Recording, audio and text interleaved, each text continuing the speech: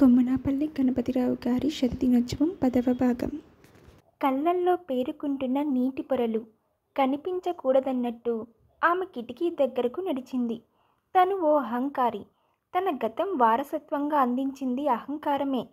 నవ్వు, నడక అన్నీ తను ప్రభావానికి చిహ్నాలైన అహంకారపు అలంకారాలే. అది సవ్యమో అపసవ్యమో తనకు తెలీదు, కానీ తను పెరిగింది అలాగే కాదు. తన తండ్రి అలానే పెంచాడు. అమ్మ ప్రేమ తెలిసి ఉంటే తనతో పాటు పెరిగిన అహంకారాన్ని, ఆడతనం ఓడించేదేమో, కానీ చాలా చిన్నతనంలోనే తల్లికి దూరమైపోయింది. కొన్ని తరాల తర్వాత ఆ లోగిలిలో పుట్టిన ఓ ఆడపిల్లగా ఆడింది ఆటలా, పాడింది పాటలా సాగిన తనకు పంతము పౌరుషము ఎక్కువే. అందుకే రాజసాల మధ్య, బేజశాల మధ్య బతికే ఓ జమీందారి వంశంలో పెరిగిన తను రాఘవను మొండిగానే కోరుకుంది. రాఘవకు ప్రమాదం వాటిల్లుతున్న క్షణంలో తండ్రిని మొండిగా ఎదుర్కొంది. అలా తన మాటకు విలువిచ్చిన తండ్రి కోసమేగా ఇప్పుడు భవ్యతో పంతానికి దిగింది. తన విషయంలో ఓడిన తండ్రిని ఈ మాత్రం గెలిపిస్తేనేం, 100 రోజులు కొంత సుఖాన్ని త్యాగం చేస్తేనేం, రాఘవకు నిజం చెప్పేస్తే ఎలా చెప్పగలుగుతుంది? అగ్నిసాక్షిగా అతన్ని పెళ్లి చేసుకున్నా నిజం చెప్పనని అమ్మవారి గుడి ఎదుట నిలబడి భవ్యకు ప్రమాణం చేసిందే. కాబట్టే ప్రమాదాన్ని నివారించుకోవడానికి అన్నట్టుగా హనీమూన్ ట్రిప్ని తిరస్కరించింది. అయినా ఓటమి గిట్టని తను ఓ పందానికి సిద్ధపడ్డాక ఎలా ఓడిపోతుంది? ఏ విషయమైనా గెలిచి తీరుతుంది. కొన్ని రోజుల పాటు రాఘవను బుజ్జగించలేని తను రావు బహదూర్ రామ్మోహన్ రావు గారికి మనవరాలు ఎలా అవుతుంది? ఆలోచనని అహంకారం డామినేట్ చేస్తుంటే చూసింది రాఘవ వైపు తల తిప్పి. ఏమిటి ఆలోచిస్తున్నావు? అడిగాడు రాఘవ. దాంపత్యము అంటే శారీరక సంబంధం మాత్రమేనా? శారీరక సంబంధం ఒక్కటే దాంపత్యం కాకపోయినా అపరితులుగా కలిసిన ఇద్దరు వ్యక్తులు విడదీయలేని అపరిచితులుగా మారడానికి దాంపత్యము ఒక భాగం అవుతుంది. అది నిజం కాదనిపిస్తుంది రాఘవ. తను అంటున్నది కేవలం అతన్ని ఒప్పించాలని మాత్రమే అని ఆమెకు తెలుసు. భార్యాభర్తల్ని దగ్గర చేసేది మానసికమైన అనుబంధం. ఇద్దరూ పంచుకోవడానికి మనసు తినే వస్తువు కాదు కిన్నెరా. అనుభూతితో మాత్రమే అర్థమయ్యేది. అలాంటి అనుభూతిని అందించేది అర్పణ అయితే అర్పణకు అర్థం శారీరక బంధమే. ఓడిపోతుంది. ఇతనెలా ఒప్పించాలి? 20 సంవత్సరాలు పుడి ఎక్కడో పెరిగిన ఓ పెళ్ళైన అమ్మాయి కొన్ని గంటల్లో సర్వస్వం ఎలా అర్పించగలదు? నువ్వు ఒప్పుకుంటే ఎలాగో నేను ప్రాక్టికల్గా చెబుతాను. ఆమెను మంచం పైకి లాక్కున్నాడు. అతడి నవ్వు చూస్తుంటే ఇంతసేపు సీరియస్గా మాట్లాడినట్టు లేదు. పెద్ద కష్టం కాదు, చాలా సింపుల్. కంగారు పడిపోయింది. అది కాదండి, గాడిద గుడ్డేం కాదు. శుభమా అని శోభనం ఏర్పాటు చేస్తే అక్కడికేదో మహర్షులకు తోచని విషయాన్ని శోధిస్తున్నట్టు ఈ నసంతా ఏమిటి? అసలు నీకేమైంది? ఇబ్బంది పడిపోతూ అంది. మరేం లేదు, మనకు ఎంత నిగ్రహం ఉందో పరీక్షించుకోవాలనిపిస్తుంది. దానివల్ల ఒరిగేదేమిటట? దీర్ఘం తీస్తున్నట్టుగా అన్నాడు. సప్తఋషులు ఏమైనా ప్రత్యక్షమై మనల్ని అభినందిస్తారా? లేకపోతే కిన్నెర ఎల్లకాలం కన్నేరా అని దేవతలు గట్రా పుష్పం కురిపిస్తారా? ఎందుకు ఈ పరీక్ష? ఎందుకు అని మీకు అర్థం కాదు. చూడు, సీరియస్గా అన్నాడు. అర్థం కాదంటే నేను చస్తే ఒప్పుకోను. నీకన్నా నేను తెలివైన వాణ్ణి అని గ్యారంటీగా చెబుతున్నాను. కాబట్టి నాకు అర్థం కాదని నేను అర్థం చేసుకోవడం స్టేట్మెంట్స్ ఉపయోగించకు. అతడి జవాబులో ఏ పరిష్కారం దొరికిందో వెంటనే అంది. అయితే మీరు చాలా తెలివైన మనిషిగా నన్ను అనుకోమంటారు. అనుకోవడం ఏమిటి? అది నిజం. నేను ఒప్పుకోను. చూడండి మేడం, మన ఐక్యూ సంగతి మీకు తెలీదు. కావాలంటే పరీక్షించుకోవచ్చు. ఒక అద్భుతమైన ఆధారం దొరికినట్టయింది. నాకు చిన్నతనం నుంచి ఓ అలవాటు ఉంది రాఘవ. ఏమిటో అది. ఓడిపోవడం నాకు గిట్టదు. భర్తకు లొంగడము ఓడిపోవడమేనంటావా? ఖచ్చితంగా. అయితే ఇక జన్మలో మనకు శోభనం కాదు. అవుతుంది, మీరు సహకరిస్తే. నిజమా? ఉత్సాహంగా బాజింపట్టు వేసుక్కుచున్నాడు. ఏం కావాలి చెప్పు. నీ ఐక్యూతో నన్ను ఓడించగలగాలి. అప్పుడు నేను మీకు లొంగిపోతాను. మరి చెప్పవేం? అదెంత పని అన్నట్టుగా చూశాడు. అడుగు కాదు, కురిపించు. ప్రశ్నల వర్షం. చకచకా నేను చెప్పే జవాబులు విని అనక మీరెంత మేధావులండి నన్ను అంటూ నన్ను కౌగిలించుకో. ఆ మిగతాది నాకొదిలే. నిర్లిప్తంగా చూసింది రాఘవ వైపు. అయితే మీరు నన్ను ఓడిస్తానంటారు? అవును. నన్ను ఓడించి గెలుచుకుంటానంటారు? తప్పకుండా. అయితే 6 ప్రశ్నలు అడుగుతాను, జవాబులు చెప్పాలి. కానీ అర నిమిషం నిశ్శబ్దం. కానీ మరి తొందర చేశాడు. కిన్నెర అడగడం ప్రారంభించింది. మధ్యాహ్నం భోజనం చేసిన తర్వాత ఓ గంట పడుకుంటే ఆ మనిషి ఎఫిషియన్సీ పెరుగుతుందా తరుగుతుందా? ఇదేం ప్రశ్న అన్నట్టుగా చూశాడు. అలా మొహం పెట్టడం కాదు, 6 ప్రశ్నలకు జవాబు చెప్పాలి. చెబితే ఆ తర్వాత మీ ఇష్టం. ఫకాల్న నవ్వాడు. ఇదెంత పని కిన్నెరా, ఇక చూసుకో నా ఐక్యూ అదరహో. గొంతు సవరించుకున్నాడు జవాబు చెప్పడానికి ఉద్యుక్తులవుతూ. రీసెర్చ్ స్టడీస్ని బట్టి మధ్యాహ్నం లంచ్ అయ్యాక 1 గంట పడుకునే విద్యార్థులు నిద్రపోకుండా ఆ గంట కూడా చదువుకు కేటాయించిన విద్యార్థుల కన్నా చదువులో మెరుగనిపించుకున్నారు చెప్పాడు రాఘవ. ఉలిక్కి పడింది కిన్నెర. తనకు తెలిసిన జవాబు కూడా అదే కావడంతో అబద్ధం అనలేకపోయింది.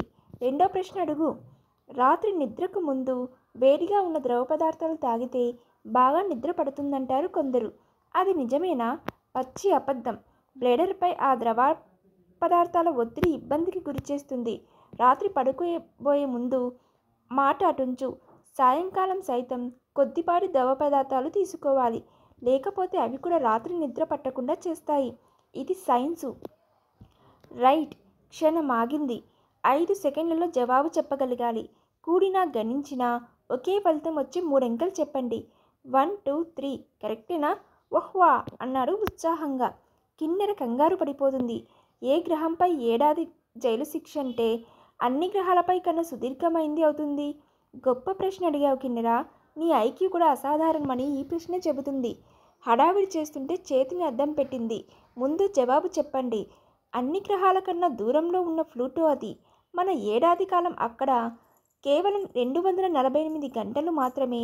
కాబట్టి అక్కడ ఏడాది జైలు శిక్ష అంటే లాంగెస్ట్ పనిష్మెంట్ అవుతుంది. కిన్నెర సన్నగా కంపిస్తుంది. టొమాటో అన్నది పండు అనిపించుకుంటుందా, కాయ అవుతుందా? లీగల్గా అయితే టొమాటోని పండు అంటారు, హార్టికల్చరల్గా అంటే కాయ అంటారు. లాభం లేదు. తొలి ప్రయోగంలోనే తను పూర్తిగా ఓడిపోయినట్టుంది. ఇక మిగిలింది ఆఖరు ప్రశ్న. దానికి కూడా జవాబు చెప్పేస్తే. అదేమిటి కిన్ను, మొహమేమిటి అలా పెట్టావు? భర్త ఐక్యూకి అదిరిపడే ఏ అమ్మాయి అయినా ఇలాంటప్పుడు ఎలా ఉండాలి? హా నాదా, నీకింత జనరల్ నాలెడ్జ్ ఎలా అబ్బిందోయ్ అంటూ అమాంతం అక్కున చేర్చుకోవాలి. కానీ నువ్వు నర్వస్ అయిపోతున్నావేం? దొరికిపోయినందుకు కంగారు పడుతూనే మొహానికి నవ్వు పులుముకుంది. Really great, అభినందించింది. గొంతు వణుకుతుంటే ఈ చివరి ప్రశ్న చెప్పేయగలగాలి. Okay, carry on. మందార నూనె తెలుసుగా? తెలుసు. అందులో ఏ ఏ వస్తువులు వాడతారు, ఎలా తయారు చేస్తారో చెప్పండి. తెల్ల మొహం వేశాడు రాఘవ. ఇదేం ప్రశ్న? మందారం నూనె ఎలా తయారు చేస్తారు? మటన్ కుర్మా ఎలా వండుతారు? ఇవి ఐక్యూ చెక్ చేసే ప్రశ్నలు కావంతే. దేనికైనా జవాబు చెబుతానన్నారు. అర నిమిషంలో గదిలో అటు ఇటు పచర్లు చేస్తున్నాడు. ఆందోళనగా చూస్తుంది కిన్నెర. తెలీదు అన్నాడు చివరికి. ఆమెలో అలజడి చల్లారింది. అయితే ఈ రోజుకు మీరు బుద్ధిగా పడుకుంటారు. అదేం కుదరదు. 5 ప్రశ్నలకు జవాబు చెప్పానుగా. మీరు మొత్తం జవాబులు చెప్తానన్నారు. పర్సంటేజ్ లెక్క చూసినా 83.3% నేనే నెగ్గాను. మీరు చెప్పిన దానికి నేను ఒప్పుకోవాలంటే మీరు 100% నెగ్గాలి. మొహం అదోలా పెట్టేశాడు. మంచి రాఘవ కదూ, బుజ్జగిస్తున్నట్టుగా అంది. అసలు నీకైనా జవాబు తెలుసా? చెప్పమంటారా? గండం గట్టినంత ఉత్సాహంగా అంది. మందారం నూనె తయారీకి వాడేవి కొబ్బరి నూనె, ముద్ద మందారాలు. వట్టివేరు కావాల్సిన సువాసన నూనె. వట్టివేరు దంచి ఆరనిస్తే తేమ పూర్తిగా పోతుంది. మందార పువ్వులను మాత్రం నీడలో ఆరబెట్టాలి. ఓ అల్యూమినియం పాత్ర తీసుకొని అందులో కొబ్బరి నూనె. ఆమె చెప్పడం ఇంకా పూర్తి కాలేదు. ఆపేసేయ్ అన్నాడు ఉడుక్కుంటున్నట్లు. అనడమే కాదు, ఆవేశంగా మంచం ఎక్కేశాడు. ఏమైంది? నిద్ర వస్తుంది కాదు, బహుశా కోపం వచ్చుంటుంది. వచ్చినా నేనేం చేయగలను కిన్నెరా? ఆమె గుండె కలుక్కుమంది. నీ మీద దౌర్జన్యం చేసి నిన్ను గెలవలేనుగా. హఠాత్తుగా నిశ్శబ్దం ఆవరించింది. నా మీద గెలుపు సాధించడమే నీ ధ్యేయమైతే నిన్ను ఓడించడం నా తరం కాదు కిన్నెరా. నీకిలా తృప్తి పడడమే ఆనందం అనిపిస్తే కానీ. దుప్పటి ముసుగేసుకున్నాడు మొహం దాకా. 5 నిమిషాలు గడిచాయి. ఆమెకు తెలిసిపోయింది రాఘవ బాధపడుతున్నాడు. కాదు, తనే దారుణంగా హింసిస్తున్నది. ఏమిటిదంతా? అతన్ని బాధ పెట్టడమే ధ్యేయంగా తనెందుకు ఇలాంటి పందానికి సిద్ధపడింది? ఆహాన్ని మర్చిపోయింది. కళ్ళ నీళ్లు రాలుతుంటే కిటికీ దగ్గరకు వెళ్ళి నిలబడింది. అలా ఎంతసేపు చీకటిలోకి చూస్తూ ఉండిపోయిందో ఆమె గుర్తులేదు. భుజంపై చెయ్యి పడగానే తేరుకుంది. సమీపంలో ఉన్నాడు రాఘవ. చచా, ఇప్పుడేమిటి? ఏదో కొంపెలు మునిగిపోయినట్టు సారీ అంటున్నాగా, కళ్ళు తుడుచుకో ముందు. తను కంటతడి పెట్టుకుంటే చూడలేని అతడి మనస్తత్వం మరింత కలవర పెడుతుంటే తల ఉంచుకుని ఉండిపోయింది. చూడు, వాతావరణాన్ని తేలికపరుస్తూ అన్నాడు. నేను వెర్రి వెంగళాయినేం కాదు. తప్పకుండా నిన్ను ఓడించి అప్పుడు నా తడాకా చూపిస్తాను. ఈ ఒక్కరోజే కాదు, రేపు ఎల్లుండి ఇలాగే నా ఐక్యూని పరీక్షించు. అభ్యంతరం లేదు. కానీ కాస్త తెలివైన ప్రశ్నలు అడుగు, బస్, అంతే. ఆ క్షణానికి ఆమె బాధకూడదని ఏదో అనేశాడు. కానీ ఆ రాత్రి రాఘవకు నిద్ర పట్టలేదు. కిన్నెర ఎందుకు ఇలా ప్రవర్తిస్తుంది? ఆడపిల్లకుండే సహజమైన కోరికలకు ఆమె అతీతురాలా, లేక తనను తప్పని పరిస్థితుల్లో పెళ్లి చేసుకున్నందుకు దగ్గర కాలేకపోతుందా? ఇలాంటి సెల్ఫ్ సిటీ అతడి ఆలోచనలో చోటు చేసుకోవడం బాధాకరమే అయినా ఎందుకో తన స్థితికి తన మీదే జాలి పడకుండా ఉండలేకపోతున్నాడు. ఎంత మానసిక పరిణితి ఉంటేనేం, అతడు మగాడేగా. ఉదయం లేవగానే ముభావంగానే ఉన్నాడు తప్ప అనుకున్నంత ఉత్సాహాన్ని కావాలనుకున్న ప్రదర్శించలేకపోయాడు. ఏమిటి అదోలా ఉన్నారు? అంది కిన్నెర బ్యాంకుకు బయలుదేరుతున్న రాఘవన్ చూస్తూ. ఎలా ఉన్నాను? రోజులా లేరు. పెళ్ళయి ఎన్ని రోజులైంది కిన్నెర? అక్కడికేదో ఏళ్ల తరబడి పరిచయం ఉన్నట్టు ఈ ఆరా తీయడమేంటి? నేను బానే ఉన్నాను. నువ్వు అంతే. మొహానికి నవ్వు పులుముకున్నాడు. కార్ తీసుకెళ్ళండి. పర్వాలేదు, డ్రైవింగ్ నేర్చుకున్నానుగా. నేర్చుకుంటే మాత్రం తీసుకెళ్ళని రూల్ ఏమన్నా ఉందా? ఏంటి ఇలా మాట్లాడుతున్నారు? అదిగో అక్కడికేదో నేను కూడదని మాట్లాడుతున్నట్టు మొహం అలా పెట్టకు. నాకు ఇంకా అలవాటు కావాల్సింది చాలా ఉందిగా. ఆ తర్వాత చూద్దాం. గదిలోంచి బయటికి వస్తుంటే కాలేజీకి బయలుదేరుతున్న ఉదయ్ కనిపించాడు. నేను డ్రాప్ చేస్తాను.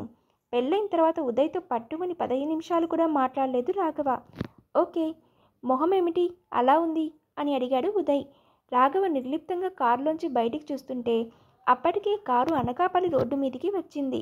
ఇవన్నీ మనకు పరిచయమైన పరిసరాలే. అంత కుతూహలంగా వాటిని చూడనవసరం లేదు. నవ్వేశాడు రాఘవ. నవ్వకపోతే ఇప్పుడు ఉదయ్ ముఖ కవలికలు, వాటికి అర్థాలు అన్న టాపిక్ అనర్కలంగా మాట్లాడేటట్టున్నాడు. దాంపత్య జీవితం ఎలా ఉంది అడిగాడు ఉదయ్. అది భార్య మీద ఆధారపడి ఉంటుంది. అంటే మా చెల్లి నిన్నో ఆట ఆడిస్తుందన్నమాట. చచా, అదేం లేదే. నీ గురించి మా చెల్లి కన్నా నాకే ఎక్కువ తెలుసు రాఘవ. కానీ నీకు ఈ జీవితం గురించి తెలియదుగా. ఉన్నట్టుండి ఉదయ్ మొహంలో రంగులు మారాయి. అంతే. ఉదయ్ కుమారా, అప్పుడు కానీ గిల్లి గజ్జాల గురించి, ప్రణయ కలహాల ముచ్చట్ల గురించి నీకు అర్థం కాదు. ఏమిటి ఇప్పుడు నువ్వు మొహం అలా పెట్టావు? నవ్వేశాడు ఉదయ్ నిర్వికారంగా. పెళ్ళన్నది మనుషుల్ని చాలా మార్చుతున్నది అర్థమవుతుంది రాఘవ. కరెక్టే. పెళ్ళికి ముందు కవితలా ఉన్న మగాడు అయ్యాక వచనా కవిత్వంలా తయారవుతాడు. ఆ టాపిక్ గురించంతా నాకు తెలియదు. అర్జెంటుగా పెళ్లి చేసుకో. ఆ తర్వాత అకస్మాత్తుగా ఇద్దరి మధ్య చర్చ ఆగిపోయింది. బ్యాంక్ దగ్గర రాఘవను దింపాడు ఉదయ్. హలో, ఎవరో పలకరించినట్టు చూశాడు బ్యాంకులో అడుగు పెడుతూ. రమణి, యూనివర్సిటీలో అప్పుడు తన స్నేహితుడు రాజారావు ప్రేమించిన అమ్మాయి. సుమారు 4 ఏళ్ళు అవుతుందేమో. ఇంతకాలానికి కలుసుకున్నాడు మళ్ళీ. వాటి సర్ప్రైజ్ అన్నాడు రాఘవ. ఏంటి ఇలా వచ్చారు? మీ బ్యాంకులో అకౌంట్ తెరుద్దామని. వెల్కమ్, నేను సాయం చేస్తాను. నవ్వేసింది. ఎందుకు నవ్వుతున్నారు? అప్పుడు కవితలు రాసి మీ స్నేహితుడికి సాయం చేసేవారుగా. అది గుర్తొచ్చింది. నవ్వకుండా ఉండలేకపోయాడు. అవును, నిజమే. రమణికి కవిత్వం అంటే ఇష్టమని తెలిసి రాజారావు తనకు బీర్ కొట్టించి కవితలు రాయించుకునేవాడు. అవి తనే రాసినట్టు రమణి దగ్గర కోసేవాడు. అయితే చివరికి ఆ విషయం కనిపెట్టిన రమణి రాఘవతో ఓసారి యూనివర్సిటీ క్యాంపస్లోనే అంది, I love you and your poetry అని. చాలా రోజులైంది కదూ, మర్చిపోయాను. అంటే అమ్మాయిలను అంత తొందరగా మర్చిపోతున్నారన్నమాట. అబ్బే, అదేం కాదు. టాపిక్ మార్చి, అవును, ఇంతకాలం తర్వాత ఇక్కడ ప్రత్యక్షమయ్యారేమిటి? మీ కవితల్ని ఈ మధ్య తరచుగా చదువుతున్నానని చెప్పడానికి. నవ్వేసింది. మరేం పర్లేదు. ఇక్కడ ఉమెన్స్ కాలేజీలో తెలుగు లెక్చరర్గా చేరాను ఈ మధ్యనే. ఇక సమస్య లేదు. మిమ్మల్ని తరచూ కలవచ్చు. మరే అన్నాడు రాఘవ. అప్పటికీ ఇప్పటికీ ఆమెలో పెద్ద మార్పు ఏమీ లేదు. అందం కాకపోయినా ఆమె కళ్ళల్లో అదోలాంటి ఆకర్షణ ఉంది. అందుకే రాజారావు లాంటి చాలామంది అబ్బాయిలు ఆమె వెంట పడేవారేమో కూడా. సరే, ఈ ఫారాల మీద సంతకం చేయండి ఇక్కడ. తన సీటుకు అభిముఖంగా కూర్చున్న రమణి చేత ఫార్మాలిటీస్ పూర్తి చేయించాడు. 10 నిమిషాల తర్వాత అంది, మీరు ఈ ప్రాంతానికి చెందిన వారేగా, చిన్న సాయం చేయాలి. చెప్పండి. నాకు ఉండడానికి ఓ ఇల్లు చూడాలి. మార్గరెట్ అని మా ఇంగ్లీష్ లెక్చరర్ ఇంట్లో తాత్కాలికంగా మకాం పెట్టాను.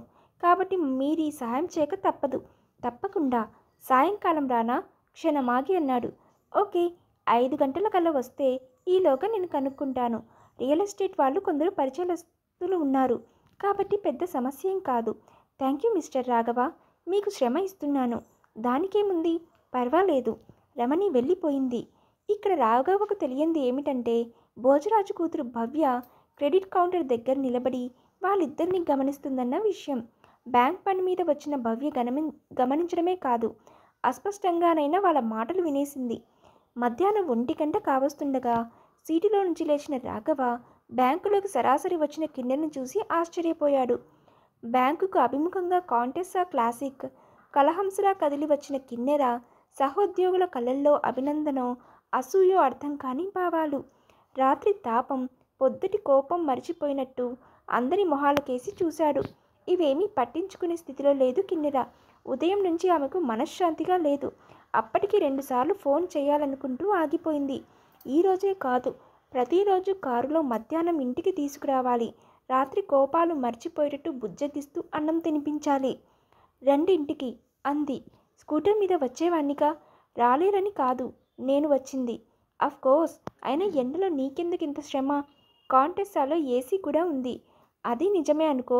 ఇంకా చేవొడ్డి వింటున్న ముసలి కేషియర్ ఓరకంట గమనిస్తూ అన్నాడు. అయినా స్కూటర్ మీద రావడం నాకు విసుగ్గానే ఉంది. ఎందుకంటే చూస్తున్నాగా నా కాంప్లికేషన్ పాడైపోతుంది. చాలా మామూలుగా మాట్లాడేస్తున్నాడు. అంటే కోపం తగ్గిపోయిందన్నమాట. కిన్నెర గుండెలపై బరువు తగ్గినట్లు అనిపించింది. నిలబడ్డారేం? ఓకే మాధవ్ గారు అసూయగా చూస్తున్న వృద్ధ క్యాషియర్తో అన్నాడు. వెళ్ళొస్తాను. చూశారుగా, ఓ పట్టాన విడిచిపెట్టదు. మరంతే కదా రాఘవ గారు, ఎంతైనా కోటీశ్వరుడు అల్లుడాయే. కారులో కూర్చున్నాక అడిగింది. ఆయనెవరు? మీ బాస? కాదు. మరి ఆయనకు చెప్పి మరీ బయలుదేరుతున్నారేం? కనీసం నలుగురు అసూయ పడేటట్టు చేయాలని. కనీసం ఏమిటి? అదే, నేనేదో సుఖపడిపోతున్నట్టు ఎదుటి వాళ్ళకైనా మభ్య పెట్టాలని. కిన్నెరకు కళ్ళనీళ్ళ పర్యంతయం అయిపోయింది. అంటే మీరు నా మూలంగా సుఖపడ్డం లేదనేగా అర్థం? పక్కకు జరుగు, నేను కారు నడుపుతాను కనీసం అన్నాడు. మళ్ళీ కనీసం అన్న పదాన్ని వాడుతూ, మళ్ళీ ఈ వాక్యంలో కనీసం అని ఎందుకు వాడాను అంటే, పెళ్ళాన్ని కాకపోయినా కారు స్టీరింగునైనా పట్టుకొని సంతృప్తి పడదామని. కారు జనసామర్థ్యం ఉన్న రోడ్డుపై వేగంగా నడుపుతున్నాడు రాఘవ. ఆ స్పీడ్ ఏమిటి? అంది కిన్నెర ఆందోళనగా. కనీసం రోడ్డు మీదైనా నా స్పీడ్ ప్రదర్శిద్దామని. మళ్ళీ కనీసం అంటే ఊరుకోను. కనీసం తోచింది మాట్లాడే హక్కైనా నాకు లేదా కిన్నెర? కిన్నెర ఇక మాట్లాడలేదు. కిన్నెర మొహం ముడుచుకొని చూస్తుంటే చాలా ముచ్చటగా ఉంది.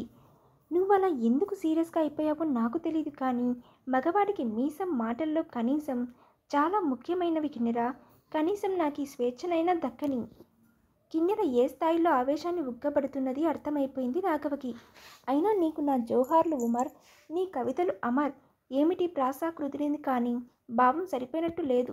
కిన్నెర తల తిప్పి తానులో తాను గొనుక్కుంటున్నట్టు రాఘవను చూసింది. ఉమర్ అంటే అమ్మాయి కాదు, షియాసుద్దీన్ అబుల్ ఉమబ్రిన్ ఇబ్రహీం కయ్యూమ్. అంటే మనకు తెలిసిన ఉర్దూ కవి ఉమర్ కయ్యూమ్. పాపం, హఠాత్తుగా ఆయనెందుకు గుర్తొచ్చాడు? మన దాంపత్యానికి సరిపడ రుబాయి నొకదాన్ని రాశాడు. అలాగా అంది మూతి ముడుచుకొని. తెరుచుకొనని ఆ తలుపును తెరుచుకొంటకు తాళమును కొననైతిని ఏ తావు నందు తీయాలే వట్టి ఆతర తీయుటకును వీలు పడదయ్యే ఏ ప్రయత్నాలకైనను. రాఘవ ఉత్సాహంగా అన్నాడు. బాగుంది కదూ. ఇప్పుడు హఠాత్తుగా ఆయన రుబాయి ఎందుకు గుర్తొచ్చినట్టు?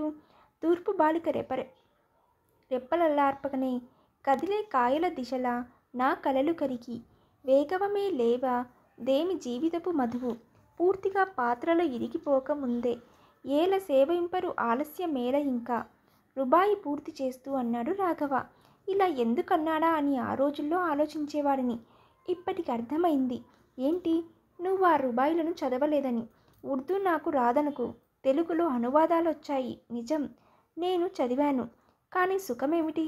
ఇంటికెళ్ళాక చెబుతాను. విప్పారిత నేత్రాలతో చూశాడు. నిజమా? మరి చెప్పవేం? కారు వేగం మరింత పెంచాడు. 5 నిమిషాల్లో లోగిల్ని చేరుకున్నారిద్దరు. డైనింగ్ టేబుల్ మీద అప్పటికే లంచ్ ఏర్పాటై ఉంది. గడియలోనూ క్షణంలోనూ ఊహించలేని ఏ అదృష్టానికో నోచుకోబోతున్నట్టు అదరా బదరాగా తినేశాడు. అప్పటికే లోపలికి వెళ్ళి చీర మార్చుకొని వచ్చిన కిన్నెర అంది, మీరు తొందరగా బట్టలు మార్చుకోండి. ఎందుకు?